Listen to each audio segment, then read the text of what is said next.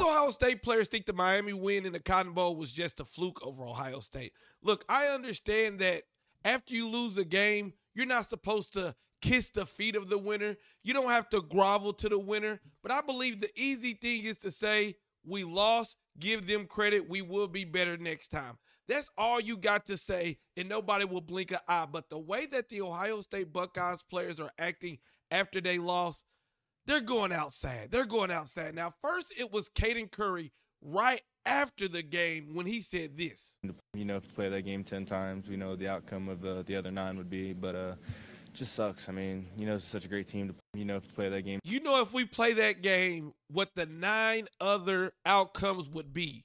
So you're telling me you just lost to Miami in a physical fashion, and you're going to say the next 9 times Ohio State will win? Okay, that was right after the game. And when you've just played in a high, intense game, I can only imagine you're going to say some things that are maybe loopy, you know? So I kind of give him a little, hey, it was right after the game. They stuck a microphone in the kid's face. You know, what was he going? Okay. But what really shocked me is Caleb Downs today. Now, Caleb Downs is a player that I like, that I respect, and I think he's going to do great things in the NFL. But him on his podcast, he was just delusional. And we're going to break this clip down because on the Down to Business podcast, Caleb Downs was just straight delusional because he was asked from his brother Josh Downs about Caden Curry's comments, and he agreed with them. One of y'all's players said something like, if this game was played 10 times, the other 9 would be a different outcome. Oh, Caden Curry, I truly believe that. Like, I feel like if we would have won that game, I definitely think we would have won the whole thing. So you truly believe that a team who you had ample amount of time to prepare for, the way they just defeated y'all in the trenches, you think that you would beat them 9 straight times? Now, again, some people may say, what is he supposed to say here, Grant? Easy. Caden Curry's my guy. I'll always rock with him.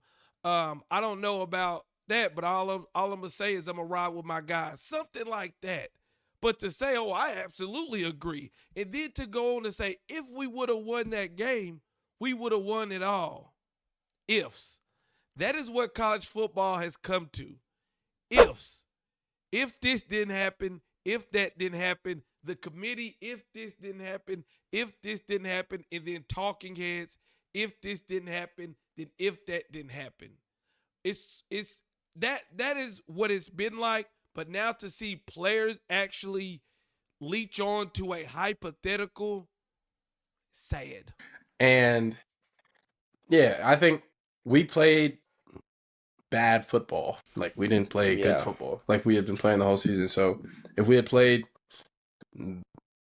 like we played our other 12 games that we won, or in the last 2 games we didn't execute well enough, we executed the way that we needed to, we would have won that game. So yeah, I mean, there's really nothing else to be said.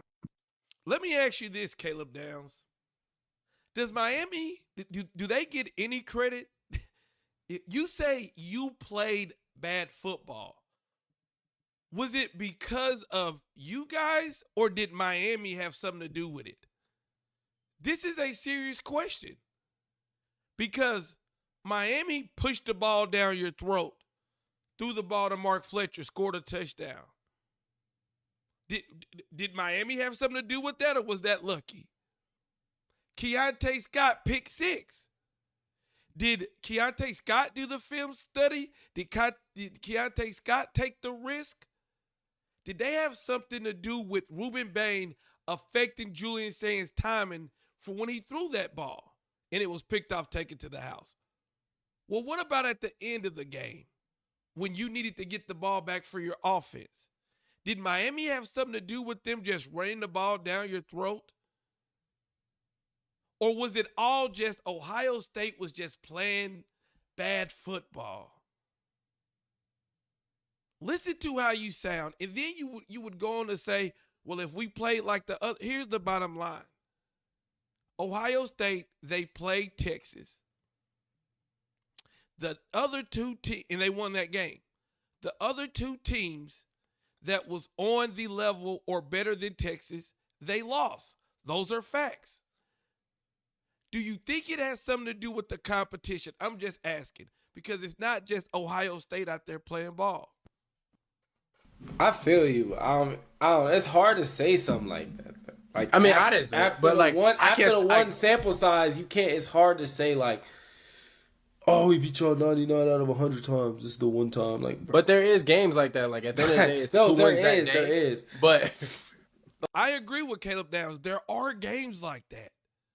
When I think of games that are kind of fluky, it's like a player falls down and a guy catches the touchdown, or the officiating is just horrific, kind of like in the Georgia Ole Miss game where there were several obvious missed calls. But when you watch this Miami-Ohio State game, everybody can agree that Miami won in the trenches. And if they played again, Miami would have the advantage in the trenches. like, I feel like that's like. Do I think that's we're a good And another thing, another key part in that game was Ohio State's kicker missing the field goal. Is that something new for their kicker? No. This kicker had a problem in the Indiana game, and he had a problem throughout the season. Now, let's say you had a kicker who was 100%, and then they play Miami and he missed the kick. Oh, that's fluky. What Miami did to Ohio State was not fluky. And matter of fact, we seen Indiana basically do the same thing. Miami just did it worse. probably Yes. Do you think y'all are a better football team than Miami overall? Yeah, I'm I think. 100% Yeah, saying that. I think that 100%. We just went toe to toe. We just went toe to toe. And we didn't just beat y'all. We physically manhandled y'all. Look at the game. Look how it went down. Look how Miami was moving these boys. y'all were. But they played better on that day, and they won that day. I can't. But like saying 9 times out of 10 y'all beat them, like that's like a 9 times out of 10 out of like y'all play like I don't know, Maryland or who? Okay. Like, who? 7 out of 10. Yeah, you feel like I don't think you can say 9 times out of 10. Now say like, hey, we play them again, we gonna beat them. I promise. Like if we play them tomorrow, we would beat them. Or like we beat that team majority of the time. All right, majority, but not saying 9 times out of 10 like we win that game. Like you just can't I think that's say just that, in my opinion. Right. It's like it's just wild to me. That's just an. But obviously, say 9 yeah, out of no, 10 is I just know like it is. like people just say like 9 out of 10 like. No, I know. That's I know the analogy. I'm just saying in this situation, I don't know if that is entirely true because of how I think y'all lost that game. That's what I'm saying. That, but no, it's just because of how I think y'all lost that game. If it wasn't like they D-line is crazy. They would snap. That's what their D-line won them that game. That's how it's hard to say like, oh, like we beat them like 9 times out of 10 because like their D line is there. If we have another chance, we'll change the plan up a little bit and make it work. Yeah, but y'all still. Caleb Downs, listen to what you said. If you had another chance in the Big Ten championship, you guys lost that game because Julian Sand got sacked 5 or 6 times. You hit explosive plays, but you couldn't score in the red zone. Your kicker missed a kick. That's essentially what happened in this Miami game. So you're saying if we had another chance, you had another chance. After you lost to Indiana, you had another chance against Miami, a similar type team. And what happened? People say, oh, Miami... They let Miami score at the end of the game. Miami made them quit. You'll have to deal with that front. That's what I'm saying. It's not like a play. It's not the thing of like when y'all lost to Indiana. Like I don't think their front was doing that much. I think y'all Y'all should have went for it on that 4th and 2 instead of kicking that field goal, and then things like. Look, big brother Josh Downs is trying to put him on game, but Josh, even Indiana did exactly what Miami did basically. Josh is trying not to hurt his brother's feelings. This show is about Caleb going to the NFL, but he really wants to say Miami put belt to ass, mentally, physically, and it's okay just to say, give those guys credit, they had a great game, but we'll be ready on the next one. Or, look, I'm going to the NFL, but I know next year's team, they're going to feed off this, and they're going to be better for it.